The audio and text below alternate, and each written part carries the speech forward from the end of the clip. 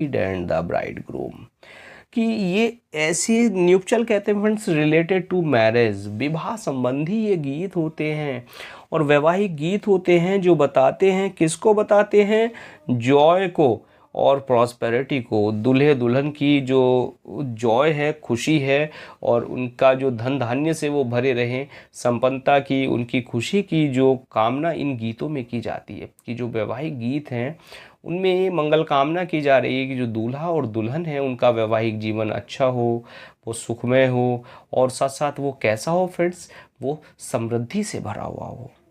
तो ऐसे जो पोएम्स होती हैं, ऐसे पोएम्स को, ऐसे सॉन्ग्स को हम क्या कहते हैं, ऐसे न्यूपचियल सॉन्ग क्या कहलाते हैं? देखिए, इलेजी नहीं होती, एपिस्टल भी नहीं होते, दोनों टर्म हमने पढ़ लिए। एक लॉग भी नहीं है, ये भी हमने अभी पढ़ा था। Clear friends? अब क्या है कैसे है मैं बहुत डिटेल में नहीं जा रहा, लेकिन फ्रेंड्स एपिथेल्मियम की अगर बात आती है, एपिथेल्मियोन की, और एपिथेल्मियोन और प्रोथेल्मियोन, ये दो टर्म हैं जो बड़े फेमस किए, ये जो सॉन्ग्स हैं ये दिए, और इसमें नाम आता है फ्रेंड्स एडमंड स्पेंसर का। तो स्पेंसर ने ये जो गीत हैं ये बड़े पॉपुलराइज किए। Clear friends? तो एपिथेल्मियोन क्या है, ये ऐसे गीत होते हैं, ये विवाह संबंधी गीत होते हैं जो दूल्हे और दुल्हन के आनंद और जो प्रॉस्पेरिटी है, धन धान्य है, उसकी ये क्या करते हैं फ्रेंड्स, मंगल कामना करते हैं। चलिए फ्रेंड्स आगे बढ़ जाते हैं। अब देखिए, जिस तरह से एक एक क्वेश्चन बड़ा आपका डिफ़िकल्ट आपको लग रहा होगा, तो अब इनको एक्सप्लेन भी थोड़ा थोड़ा हम कर रहे हैं, बहुत ज़्यादा नहीं कर रहे हैं, लेकिन फिर भी अगर 50 क्वेश्चन हम यहाँ डिस्कस करेंगे तो ऑब्वियसली आज का लेक्चर ही 1 घंटे से पार हो जाएगा। बट नेवर माइंड, चलिए फ्रेंड्स काम तो करना ही है। Irving Babbitt, Paul Elmer More, Norman Foerster started a reactionary movement. Reactionary कहते हैं फ्रेंड्स कॉजिंग रिएक्शन, रिएक्शन करने वाला यानी प्रतिक्रिया करने वाला movement against the excess of romantic individualism. जो रोमांटिक और रियलिस्टिक नेचुरलिज्म था, जो नेचुरलिज्म था और रोमांटिक इंडिविजुअलिज्म था, उसका क्या क्यों किया था, उसके अगेंस्ट इन्होंने एक मूवमेंट खड़ा किया था। किसने फ्रेंड्स? इरविंग बैबेट ने, और पॉल एल्मर मूर ने, और नॉर्मन फॉल्टर ने। तो वो मूवमेंट क्या था फ्रेंड्स? देखिए, न्यू ह्यूमनिज्म, न्यू प्लेटोनिज्म, नियोलॉजिज्म और न्यू रियलिज्म। और फ्रेंड्स डेफिनेटली अगर उस मूवमेंट की बात करें तो एक मूवमेंट आया था फ्रेंड्स न्यू ह्यूमनिज्म के नाम से। और ये कब आया था फ्रेंड्स? ये 1920s में, 19वीं के शताब्दी के 20वीं शताब्दी के दूसरे दशक में ये मूवमेंट आया, और इसको नाम दिया गया था, क्या नाम दिया गया था फ्रेंड्स? New humanism. यानी ये वाला जो आंसर आपको दिख रहा है ऑप्शन, ये आपके क्वेश्चन का आंसर है, दिस वन, ए वाला। बात क्लियर फ्रेंड्स? चलिए आगे बढ़ जाते हैं। What is the device called by which non human and non living nature is credited with human emotions? अब ये शायद आप क्वेश्चन अगर समझ गए होंगे तो आंसर आपको इसका पता है, डेफिनेटली आपको आंसर पता है फ्रेंड्स। यानी एक ऐसी डिवाइस, एक ऐसी लिटरेरी डिवाइस जिसमें नॉन ह्यूमन यानी जो निर्जीव हैं, और नॉन लिविंग, क्लियर फ्रेंड्स, जो अमानवीय हैं, नॉन ह्यूमन अमानवीय हैं, और नॉन लिविंग जो मृत हैं, उन non living nature is credited. तो जो इन नॉन ह्यूमन और नॉन लिविंग नेचर है, प्रकृति है, उसको ह्यूमन इमोशंस से जोड़ दिया जाता है। और फ्रेंड्स डेफिनेटली उस टर्म को हम क्या कहते हैं, उस पोएम को क्या कहते हैं? देखिए, उस टर्म को parody, pathetic fallacy, objective correlative और यूनिफिकेशन ऑफ सेंसिबिलिटी। पैरोडी तो शायद आपने पढ़ी है फ्रेंड्स, पढ़ाई है मैंने, पैथेटिक फैलेसी भी आपको पढ़ाई है, दोनों पढ़ाए हैं। ऑब्जेक्टिव कोरिलेटिव और यूनिफिकेशन ऑफ सेंसिबिलिटी ये टर्म्स हमने नहीं पढ़े, लेकिन अगर हम बात कर लें अपने क्वेश्चन के आंसर की, तो पैथेटिक फैलेसी क्या होता है? इसमें ऐसा लगता है कि जैसे जो नेचर है वो ह्यूमन सोरोज में वो पार्टिसिपेट करती हुई दिखाई देती है। ऐसा लगता है कि हम कह रहे हैं कि प्रकृति रो रही है हमारे संग, तो हम कह सकते हैं वो क्या है, मीन्स जो प्रकृति है वो हमारी ह्यूमन फीलिंग्स वो शेयर करती है। क्लियर? तो उसको आप कहते हैं पैथेटिक फैलेसी। अब चलिए, पैथेटिक फैलेसी की बात हो रही है तो आपके लिए क्वेश्चन है, मुझे ये भी बता दीजिएगा ये टर्म किसने कोइन किया था, कमेंट करके। बस कितना सा कमेंट लिखना है कि ऊपर लिखना है पैथेटिक फैलेसी और नीचे लिखना है राइटर का नाम जिसने टर्म कोइन किया। Clear friends? ज़रूर मुझे कमेंट कर दें। Next friends, purple passage. क्या होता है पर्पल पैसेज? चलिए ऑप्शन पढ़ लें, बहुत सारी चीज़ें यहीं समझ में आ जाएंगी। A sudden heightening of style, अचानक से ही हाइट हो जाना स्टाइल का, which makes a section of work stand out among the rest, और जो क्या करता है किसी एक सेक्शन को बिल्कुल अलग कर देता है बाकी सेक्शन से। Purple passage. A sudden fall in style, एक तो सडन राइज स्टाइल है और एक सडन फॉल है स्टाइल में। तो फ्रेंड्स अब बात राइज और फॉल की आ गई है। चलिए, which reverse the tone of all the foregone passage, जो टोन की बाकी जो पैसेज है उसकी टोन की वो टोन ही अलग कर देता है। A passage written in grand and heightened style and treating a ridiculous theme for comic effect, एक ऐसा पैसेज जो एक ग्रैंड स्टाइल में लिखा होता है और ट्रीट करता है एक रिडिकुलस थीम को एक कॉमिक इफेक्ट के साथ। A passage expressing a delicate and amorous theme and emotion creating an emotional effect on the reader। तो फ्रेंड्स अब देखिए पर्पल पैसेज क्या है। पर्पल पैसेज की अगर मैं बात करूं तो अचानक में ही क्या होता है, जब कहीं जो स्टाइल है वो हाइट पे पहुंच जाता है, किसी वर्क में कोई वर्क चल रहा है, कोई ऐसे लिखा जा रहा है, उसी में चलते चलते ऑथर कहीं किसी सेक्शन में अपने स्टाइल को बहुत ऊंचा कर देता है, तो वो ही पर्पल पैसेज होता है। तो अगर ऑप्शन की बात करें तो ये जो ऑप्शन आपका जो फर्स्ट वाला दिख रहा है ये क्या है, ये पर्पल पैसेज है, sudden heightening of style. Clear friends? चलिए भाई क्लियर है तो आगे भी बढ़ जाते हैं। What is the term used in mean a sudden change of Fortune in a play of story. बहुत बार क्वेश्चन आया है टीजीटी और पीजीटी की अगर बात करें, इतनी बार आया है आई कांट काउंट, अक्सर पूछा जाता है, फिर भी लोग गलत कराते हैं फ्रेंड्स। अब क्या है देखिए, हमरेशिया है, एनाग्नोरिसिस है, पेरिपेशिया है या नेमेसिस है।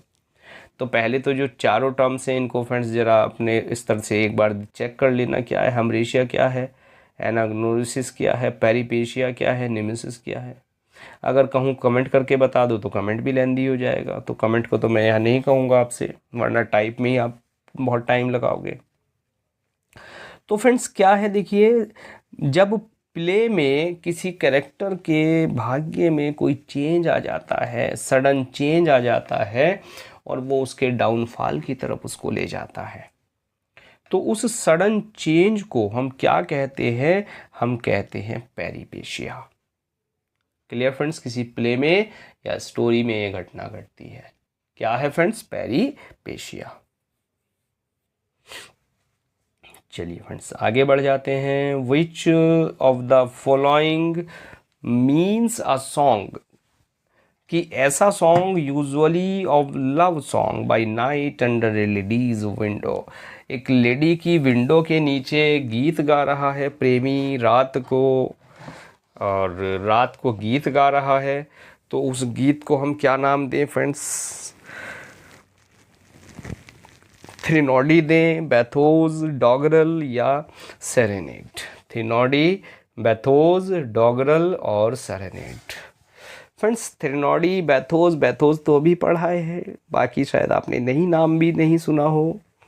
चलिए कोई बात नहीं फ्रेंड्स। अगर ऑप्शन की बात करें तो ये जो सॉन्ग्स होते हैं जो अक्सर जो प्रेमिका की खिड़की के नीचे गाए जाते हैं, कब, रात को गाए जाते हैं, उन ऐसे सॉन्ग्स को हम कहते हैं फ्रेंड्स सेरेनेड। Clear friends? क्या? सेरेनेड। चलिए फ्रेंड्स आगे बढ़ जाते हैं फिर। यस, और डेफिनेटली अब तक का मैं कहूँगा बेस्ट क्वेश्चन ये आया है। यू विल लीव, और बेस्ट क्या फ्रेंड्स, सारे ही बेस्ट है, किसको आप कम आंकेंगे, एक से एक इम्पॉर्टेंट क्वेश्चन का कलेक्शन है lecture. You will leave at once by the town drain, कि तुम चले जाओगे, तुरंत चले जाओगे, किसके द्वारा, बाय टाउन ड्रेन। अब फ्रेंड्स ये टाउन तो बात समझ में आ रही है, लेकिन ड्रेन क्या होती है, ड्रेन तो नाली होती है। और अब क्वेश्चन का ज़रा, इस सेंटेंस का ज़रा आंसर मीनिंग भी निकाल लें। यू विल लीव, तुम तुरंत चले जाओगे, बात समझ में आ गई। कैसे जाओगे, बाय द टाउन, टाउन से जाओगे। अब टाउन से तो कोई जाएगा नहीं फ्रेंड्स। और ड्रेन, कैसी ड्रेन, नाली कैसी है, टाउन की नाली से जाओगे, कोई मतलब नहीं निकला सेंटेंस का।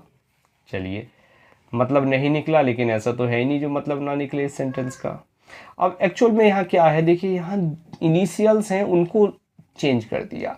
किसी भी एक ऐसी जो ये डिवाइस है जिसमें साउंड को अगर चेंज कर दिया जाता है, और कैसे चेंज कर दिया फ्रेंड्स, यहाँ चेंज कर दिया। देखिए अब जरा ध्यान दें, ड्रेन और टाउन, इनमें तो इन दोनों के जो लेटर्स हैं, जो टाउन में और ड्रेन में, इनको ज़रा चेंज कर दे। तो टाउन के जो लेटर है, टाउन, और ड्रेन, RAIN, ड्रेन, इनके ज़रा चेंज कर दे। यानी जो टी दिख रहा है टाउन में, ये लगा दो आप ड्रेन में, तो यहाँ टी, और जो ड्रेन का डी है वो लगा दो यहाँ।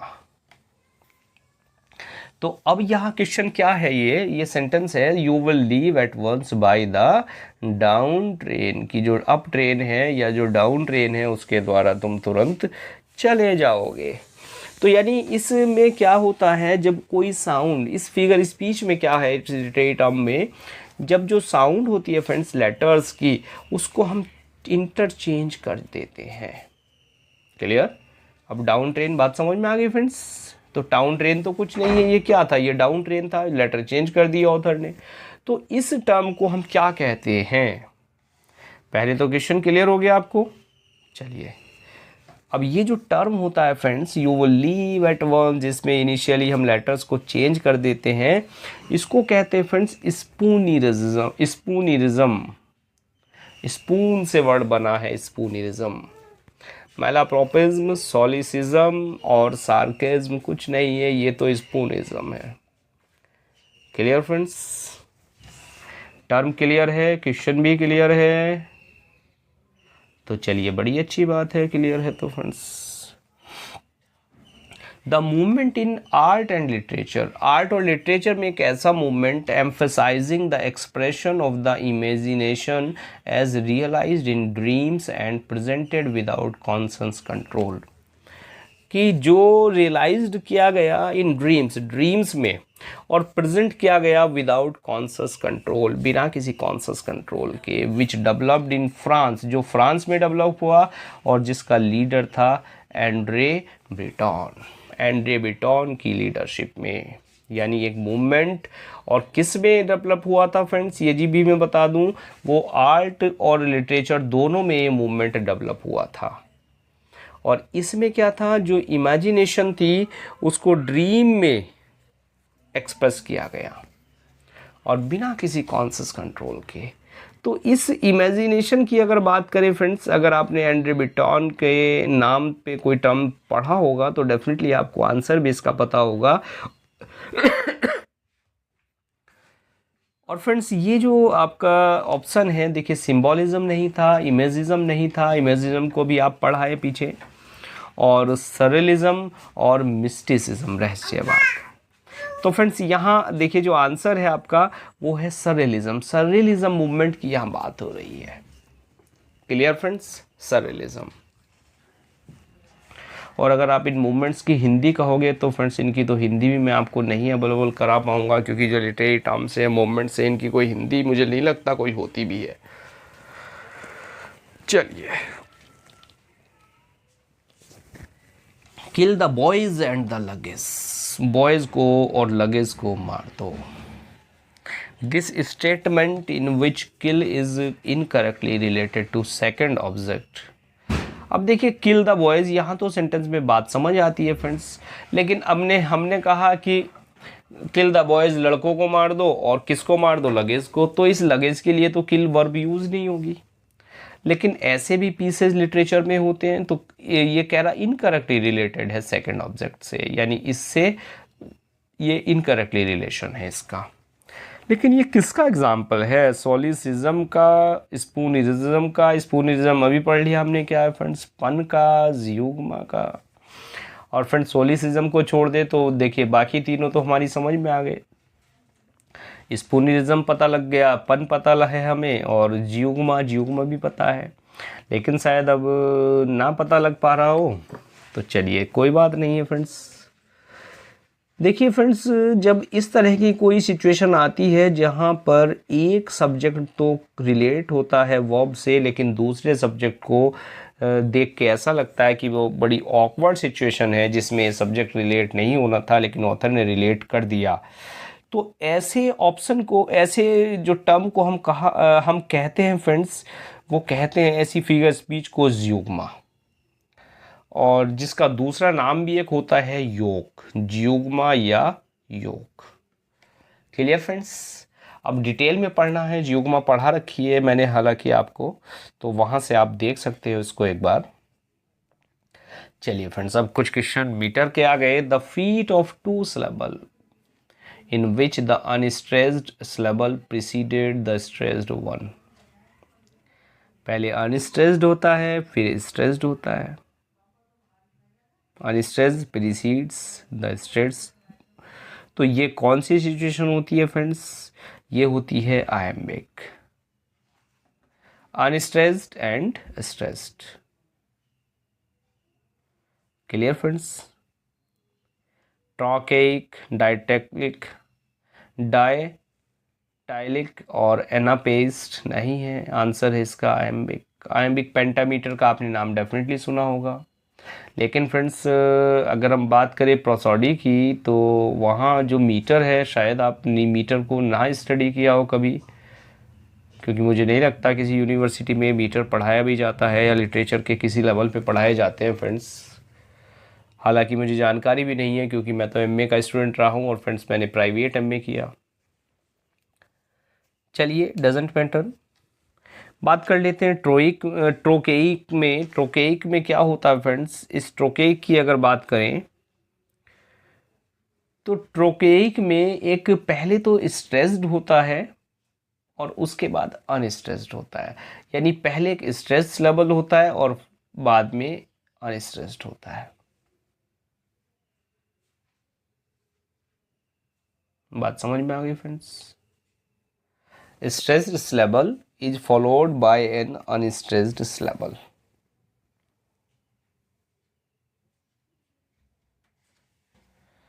तो ट्रोकेइक क्या है? एक स्ट्रेस लेवल फॉलोड अनस्ट्रेस्ड। और ऑप्शन तो फ्रेंड्स क्या फर्स्ट वाला ऑप्शन भी तो यही नहीं, यहाँ 2 कह रहा है, यहाँ 2 कह रहा है, यहाँ 1 और यहाँ 1, तो सी और डी में से आपको चूज करना है। तो ये क्या है? Stressed syllable is followed by an unstressed syllable. Clear friends? Stress जब फॉलोड किया जाता है अनस्ट्रेस से, तो वो होता है, क्या होता है? ट्रोकेइक। यानी आंसर आपका हो गया यहाँ सी वाला।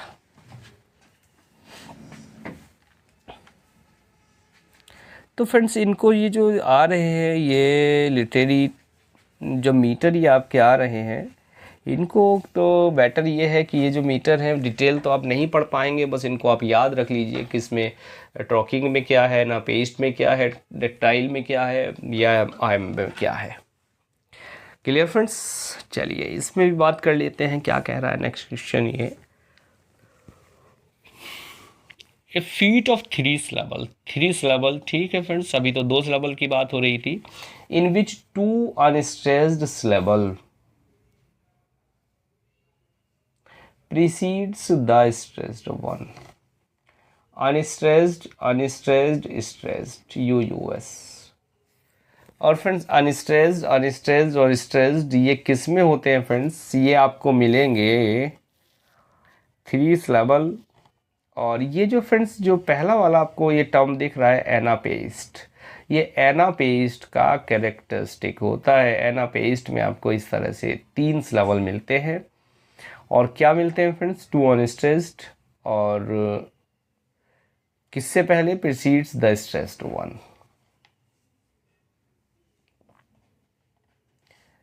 चलिए अब क्या कह रहा है फ्रेंड्स? एनापेस्ट का उल्टा कह रहा होगा, टू अनएक्सेंटेड सिलेबल और फॉलोइंग द एक्सेंटेड वन। ये जो कैरेक्टरिस्टिक्स है फ्रेंड्स, ये कैरेक्टरिस्टिक्स है आपका डेक्टाइलिक का। किसका फ्रेंड्स? डेक्टाइलिक। यानी 2 अनएक्सेंटेड मिलेंगे और फिर एक एक्सेंटेड सिलेबल मिलेगा।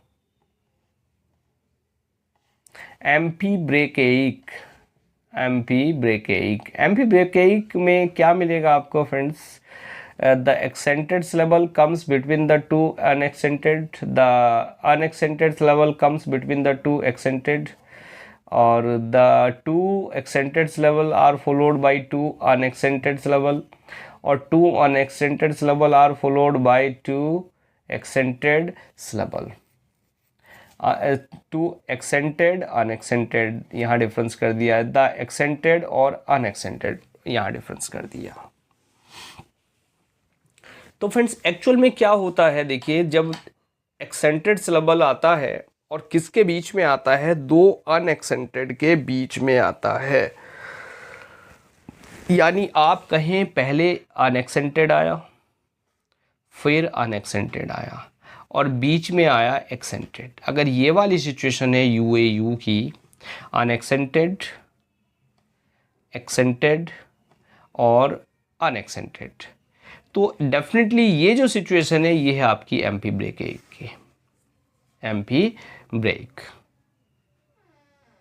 बात क्लियर? शायद क्लियर का हाँ भी ना कर पाओ क्योंकि मीटर तो पढ़े नहीं है फ्रेंड्स।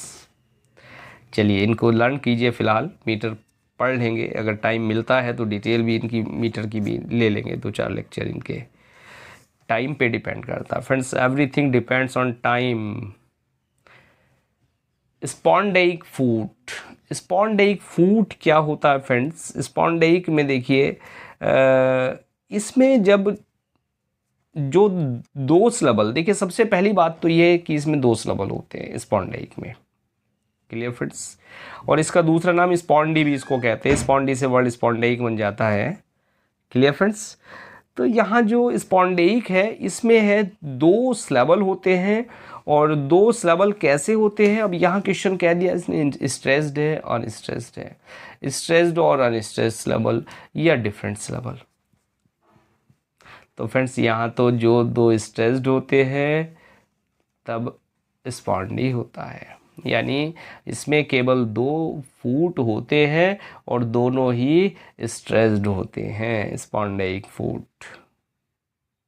बात समझ में आई कि नहीं आई? चलिए आई तो फिर क्या करें, एंजॉय करें, नहीं आई तो चलिए और समझने की कोशिश करेंगे। What is the rhyming pattern? अब देखिए फ्रेंड्स एक चीज़ और बता दूं मैं, कभी कभी क्वेश्चन आ जाते हैं राइमिंग पैटर्न को लेके। राइमिंग पैटर्न अब कैसे पहचानें आप? बड़ी प्रॉब्लम होती है, बड़ी समस्या आती है, लेकिन फ्रेंड्स बड़ा अनफॉर्चुनेट हो जाता है कई बार, राइमिंग पैटर्न को हम समझ नहीं पाते। और फ्रेंड्स कभी कभी तो कोई 1-2 कॉल ऐसी आती है, लोग पूछते हैं, जो कहते हैं टीजीटी सिलेक्शन पा गए लोग, वो भी इस कॉल करते हैं कि सर इस पोएम में क्या राइमिंग स्कीम है। तो आई एम शॉक्ड, मैं शॉक हो जाता हूँ कि फ्रेंड्स आप राइमिंग स्कीम नहीं जानते, और लिटरेचर का स्टूडेंट अगर राइमिंग स्कीम नहीं जानता तो नॉट गुड फ्रेंड्स। चलिए क्रिटिसाइज में नहीं करता, मेरी आदत भी नहीं है किसी को क्रिटिसाइज करने की, लेकिन friends we should know the rhyming pattern, इतना ही मैं कहना चाहूँगा। बड़ा सिंपल सा काम है राइमिंग पैटर्न में, कुछ नहीं है फ्रेंड्स। किसी भी पोएम को देख के आप विद इन 10 सेकेंड्स आप राइमिंग समझ सकते हो क्या है पोएम की। तो यहाँ ये कह रहा है राइमिंग पैटर्न किस में मांग रहा है friends? La Belle Dame sans Merci, John Keats की पोएम है, और जॉन कीट्स की पोएम है और बैलेड है पोएम, ये भी खास बात है, बैलेड है। और बैलेड अक्सर 4 लाइन्स की पोएम्स होती हैं, जो स्पेशली मेंट फॉर संग, जो गाने के लिए बनी होती हैं। Clear friends. लेकिन यहाँ तो राइमिंग स्कीम की बात है, तो आप शायद आप ला बेले डेमसन्स मर्सी की लाइन कभी अगर याद हो तो चलिए मैं कोशिश करता हूँ आपको रिकॉल करने की। What can ail thee knight at pale and, एक वर्ड और था friends, pale and lonely loitering. What can ail the night at arms, pale and lonely loitering। बस 3 ही लाइन याद आई फ्रेंड्स, चौथी में मिस हो गई। चलिए अब दिमाग है कहाँ कहाँ क्या क्या याद रखेगा। चलिए फ्रेंड्स, अगर राइमिंग स्कीम की पर्टिकुलर देखिए मुझे ध्यान आ रहा है इस बैलेड में जो राइमिंग स्कीम फॉलो की है ऑथर ने, वो की है फ्रेंड्स ए बी और सी बी।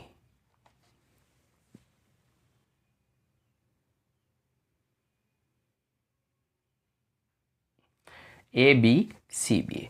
फ्रेंड्स जो पहली लाइन है ये राइम नहीं कर रही है चारों लाइन में, लेकिन जो बी वाली लाइन है ये राइम कर रही है, यानी केवल दूसरी लाइन जो है वो राइम कर रही है। ए बी सी बी, बात क्लियर। तो ऑप्शन आपका A B C B, B वाला ऑप्शन आपका ठीक हो गया। बी वाला ए बी सी बी और ए बी सी बी, यही है ऑप्शन आपका सी वाला फ्रेंड्स। क्लियर, ये बी सी बी।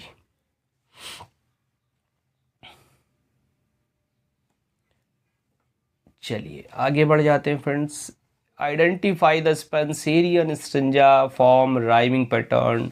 और फ्रेंड्स यहाँ बड़ा अच्छा क्वेश्चन पूछ लिया, और डेफिनेटली जितने भी राइमिंग स्ट्रिंजाज होते हैं, चाहे वो आपका राइम रॉयल हो, चौसेरियन स्ट्रिंजा हो, या स्पेंसेरियन स्ट्रिंजा हो, या आपका कोई कहना चाहिए टर्सेट हो, तो उन सब की एक राइमिंग स्कीम, और इवन आपकी जो ये फ्रेंड्स आपकी सोनेट्स होती है उनकी राइमिंग स्कीम भी पूछी जाती है, तीनों सोनेट्स की।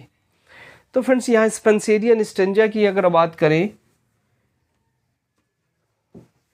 तो इसमें राइमिंग पैटर्न फॉलो होता है फ्रेंड्स। जस्ट ए मिनट, मुझे भी रिकॉल करना पड़ेगा, बहुत दिन हो गए राइमिंग स्कीम राइमिंग पैटर्न को देखे हुए, क्या है कैसे है। ए बी बी और सी बी सी सी, लास्ट के दो वर्ड इसमें राइम करते हैं। तो लास्ट के दो ये बी और डी में से डेफिनेटली इसका आंसर है फ्रेंड्स। और A B B C B C C, A B C नहीं फ्रेंड्स, ये बी वाला इसका आंसर है। स्पेंसेरियन स्ट्रिंजा की बात करें तो राइमिंग आपको मिलेगी A B B C B C C. Clear friends, ये वाली राइमिंग पैटर्न आपको स्पेंसेरियन स्ट्रिंजा में मिलेंगी। और लाइन अगर अब फ्रेंड्स बात भी आ जाती है कि अगर लाइन की बात करें तो लाइन कितनी होती है स्पेंसेरियन स्ट्रिंजा में, ये लेटर गिन लीजिए कितने हैं, आपको पता लग जाएगा लाइन भी कितनी है। यहाँ जितने लेटर हैं उतनी लाइन्स होती हैं स्पेंसेरियन स्ट्रिंजा में, क्योंकि कभी लाइन भी वो पूछ लेता है कि इस स्ट्रिंजा में कितनी लाइन होती है। Byron in his Beppo and Keats in Isabella, Keats की इजाबेला में कीट्स ने भी कोई राइमिंग यूज़ की है, और वो राइमिंग स्कीम क्या है, A B C C, A B. अब देखिए यहाँ ऊपर वाली तो राइमिंग है ही नहीं फ्रेंड्स, वरना तो स्पेंसेरियन स्ट्रिंजा इसका आंसर हो जाता। क्लियर फ्रेंड्स, ए बी और सी सी। और फ्रेंड्स ये ए बी सी सी है, ये डेफिनेटली क्या है, स्पेंसेरिया नहीं है, ये आपका इटालियन स्ट्रिंजा है। इटालियन स्ट्रिंजा है, उस इटालियन स्ट्रिंजा की ये राइमिंग स्कीम है। तो ये ऑब्वियसली ये कीट्स ने इजाबेला में यूज़ किया और बायरोन ने बेपो में ये राइमिंग स्कीम यूज़ की। और वहाँ फ्रेंड्स ऊपर स्पेंसेरियन में 9 लाइन थी, लेकिन ये जो स्ट्रिंजा है ये 8 लाइन स्ट्रिंजा होता है इटालियन स्ट्रिंजा। चलिए फ्रेंड्स आगे बढ़ जाते हैं। Heroic couplet. हीरोइक कपलेट जो यूज होता है, heroic couplet is written in, किस में लिखा जाता है heroic couplet? Friends definitely iambic pentameter में हीरोइक कपलेट को लिखा जाता है। कुछ सोच विचार कुछ नहीं करना, आयम्बिक पेंटामीटर, आयम में लिखा होता है, पेंटामीटर में लिखा होता है, और आयम्बिक पेंटामीटर दिख जाए तो वो क्या है? हीरोइक कपलेट होता है। क्लियर? अब ये मत पूछ लेना कि हीरोइक कपलेट क्या होता है, हमने नाम भी नहीं सुना। डेफिनेटली सुना होगा friends. Which of the following is alternatively known as the age of sensibility? और एज ऑफ सेंसिबिलिटी की बात कर रहे हैं फ्रेंड्स, तो एज ऑफ सेंसिबिलिटी को जाना जाता है age of Pope, age of Milton, age of Wordsworth. अब देखिए एलिमिनेट कर दो, वर्ड्सवर्थ नहीं है, मिल्टन नहीं है, पोप और जॉनसन में से है। तो एज ऑफ सेंसिबिलिटी की अगर बात करें तो एज ऑफ जॉनसन जो रही है, एज ऑफ जॉनसन, उसको एज ऑफ सेंसिबिलिटी जाना जाता है फ्रेंड्स। बात क्लियर? एज ऑफ जॉनसन को। चलिए फ्रेंड्स नेक्स्ट क्वेश्चन है। अब आज के टारगेट की तरफ बढ़ रहे हैं। 50 क्वेश्चन तो हमें डिस्कस करने ही है। Affective fallacy. अफेक्टिव फैलेसी, देखिए पैथेटिक फैलेसी आई थी, लेकिन ये अफेक्टिव फैलेसी है। इसको क्या कहा जाता है? Error of evaluating a poem by its effect in an essay, published in 1946 by. देखिए अफेक्टिव फैलेसी क्या है फ्रेंड्स? एक ऐसी एरर होती है जो पोयम का जो इफ़ेक्ट होता है रीडर पे, उसको इवेल्यूट करने में, इवेल्यूशन में उसके जब हम गलती करते हैं, वो कहलाती है अफेक्टिव फैलेसी। और फ्रेंड्स अफेक्टिव फैलेसी की अगर बात हो रही है तो अफेक्टिव फैलेसी को जो कॉइन किया, यहाँ बात कर रहा है an essay published in 1946 by, ये तो फ्रेंड्स बेर्डसली और मोनॉर्क बेर्डसली और एसी ब्रेडली, इन दोनों के ऐसे थे फ्रेंड्स, जिसमें ये टर्म 1946 में यूज हुआ था। Clear friends? यानी ए और डी, यहाँ बी और डी आप ये सॉरी ए और बी आपके दोनों ये फ्रेंड्स क्या हो रहा है ये? Just a minute, be relax. देखिए ये कह रहा है विमसेट और बेर्डसली, ये विमसेट और Beardsley, not Bradley friends, I am confused here. ये विमसेट और बेर्डसली, इन दोनों के जो एस्से थे उसमें ये टर्म दिया था 1946 में, यानी बोथ ए एंड बी, ये वाला आंसर आपका डी वाला ओके हो गया। दोनों ये राइटर थे जिनका एस्से था अफेक्टिव फैलेसी।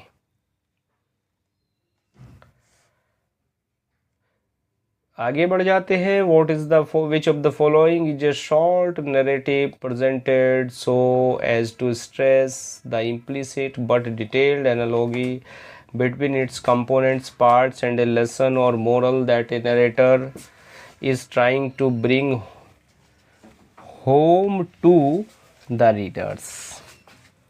तो फ्रेंड्स यहाँ कह रहा शॉर्ट नैरेटिव होता है, ठीक है, to stress the implicit but detailed analogy, detail analogy कर रहा है। कंपोनेंट पार्ट्स में, लेसन मोरल में, narrator is trying to bring home to the readers, जो नरेटर रीडर की तरफ लेके जाता है। तो डेफिनेटली यहाँ जो बात कर रहा है फ्रेंड्स, ये पैराबल की बात कर रहा है। पैराबल, फैबल, एग्जाम्पलम और एलिगरी, कुछ नहीं फ्रेंड्स, ये बात पैरागल की यहाँ कर रहा है। आंसर आपका हो गया parable. An extremely popular device in middle ages, middle ages में पॉपुलर डिवाइस की बात कर रहा है। Which was a story told as a particular instance of general text of a sermon, sermon के जनरल टेक्स्ट को लेके स्टोरी होती है, और फिर डेफिनेटली उसको हम कहते हैं एग्जाम्पलम। एग्जाम्पलम की ये बात हो रही है। ये ऐसी डिवाइस है जो मिडिल एज में स्टोरी बताने के लिए यूज़ की जाती है किसी पर्टिकुलर इंस्टेंस पर। किसके फ्रेंड्स? ऑफ सरमन, सरमन को लेकर, उपदेश को लेकर। बात समझ में आई कि नहीं आई? और डिटेल पढ़नी हो एग्जाम्पलम की तो आप गूगल कर सकते हैं friends. Thou still unravished bride of quietness, समझ गए होंगे किसकी लाइन आ गई, बड़ी फेमस सी, किसकी है friends? Thou still unravished bride of quietness, ये जॉन कीट्स की लाइन आ गई है। चलिए, तो मैं कहूँगा कमेंट करके मुझे ये ज़रूर बता दें ये कौन सी पोएम की है। अब चलिए क्या है क्वेश्चन भी देख लेते हैं। The repetition of the I sound in the above lines is an instance of. अब यह रिपीटेशन है आई साउंड का। अब आई साउंड कहाँ है फ्रेंड्स? जस्ट ए मिनट, जरा आई को भी समझ लें। हाँ, क्वेश्चन बहुत बढ़िया आया है फ्रेंड्स, डेफिनेटली बहुत अच्छा क्वेश्चन आया है। देखिए यहाँ इस पूरी लाइन में बात करें, स्टिल में आई, अनरेविज्ड में आए, ब्राइड में आए, क्वाइटनेस में आए, और फ्रेंड्स इसके बाद आपको मिल गया मिल गया मिल गया मिल गया स्लो टाइम टाइम में आए। Clear friends? और चाइल्ड में आए। तो फ्रेंड्स यहाँ जो आई का रिपीटेशन हो रहा है, और ये किसका रिपीटेशन हो रहा है? ये वोवल का रिपीटेशन हो रहा है। तो इस वोवल के रिपीटेशन को, बात समझ गए कैसा रिपीटेशन है, कैसे पहचानेंगे आप इस रिपीटेशन को? ये किसका एग्जाम्पल है? ये वाला रिपीटेशन। और इस रिपीटेशन को फ्रेंड्स हम कहते हैं एजोनेंस। क्या कहा जाता है फ्रेंड्स? एजोनेंस। एलिटेशन नहीं है, कॉन्सोनेंस नहीं है, एजोनेंस है ये रिपीटेशन। ये जो आई रिपीट होता हुआ दिख रहा है आपको, इसका रिपीटेशन है, यानी repetition of I sound, vowel sound. चलिए फ्रेंड्स, क्वेश्चन 50 भी डिस्कस कर लें। और 50 में कह रहा है एलिट्रेशन। चलिए, अब एजोनेंस की बात है तो डेफिनेटली भाई आप ये बात करेगा, एलिट्रेशन की भी करेगा। अच्छा, एजोनेंस में किसका रिपीटेशन कर रहे थे फ्रेंड्स? हम वोवल साउंड का। बात क्लियर? अच्छे से बात समझ गए? चलिए, अब एलिट्रेशन की बात करें तो इसमें रिपीटेशन होता है, किसका होता है? अरे मैं तो यही बताने जा रहा था फ्रेंड्स आपको किसका रिपीटेशन होता है, और यही इसने क्वेश्चन पूछ लिया। चलिए, एलिट्रेशन रिपीटेशन होता है स्पीच साउंड में sequence of nearby words usually apply to consonants only, vowels only, दोनों में, या अनस्टेड सिलेबल्स। किसका रिपीटेशन होता है? अभी जो आपने रिपीटेशन पढ़ा वो था वोवल साउंड का रिपीटेशन, लेकिन एलिट्रेशन की अगर आप बात करें, किसकी? एलिट्रेशन की, तो इसमें केवल और केवल कॉन्सोनेंट रिपीट होते हैं। एलिट्रेशन में फ्रेंड्स कभी भी वोवल रिपीट नहीं होते। वोवल रिपीट हो रहे हैं वो दिख जाएगा आपको एजोनेंस, लेकिन अगर कॉन्सोनेंट रिपीट हो रहे हैं वो आपको दिख जाएगा एलिट्रेशन। Clear friends? लेक्चर बहुत लेंदी हो गया, शायद बोरिंग भी हुआ हो आपके लिए, लेकिन it was a very important collection of important questions. Clear friends? तो चलिए, अब जय हिंद, वंदे मातरम भी बोल दें। मिलते हैं नेक्स्ट लेक्चर में। इसी सीरीज को हम आगे बढ़ाएंगे डेफिनेटली। हम आपको मैं 200-300 क्वेश्चन कम से कम यहाँ दे दूँगा इस टॉपिक को लेकर, जिसमें आपके सारी चीज़ें मिलेंगी। रिटोरिक प्रोसोडी भी मिलेगी आपको, और आपको जो मूवमेंट है वो भी मिलेंगे, और लिटरेरी टर्म्स भी यहाँ आपको मिलने वाले हैं। Clear friends? Now thanks for watching this video.